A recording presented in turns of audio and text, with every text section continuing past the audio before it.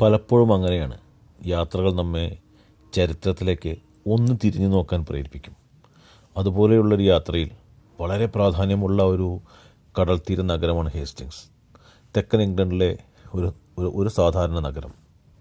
ആധുനിക ഇംഗ്ലണ്ട് ചരിത്രത്തേക്കാൾ 10 മടങ്ങ് പ്രാധാന്യമുള്ള 10 മടങ്ങ് സംഭാവനകൾ നൽകിയ വളരെ പ്രസിദ്ധമായ ബാറ്റിൽ ഓഫ് ഹേസ്റ്റിങ്സിൻ്റെ ജന്മഭൂമി. നമ്മൾ ചരിത്രം പരിശോധിക്കുമ്പോൾ ഹേസ്റ്റിങ്സ് നൽകിയ സംഭാവനകൾ എന്തൊക്കെ എന്നറിയുമ്പോൾ നമുക്ക് ഒത്തിരി അത്ഭുതങ്ങളും വിസ്മയവും തോന്നും.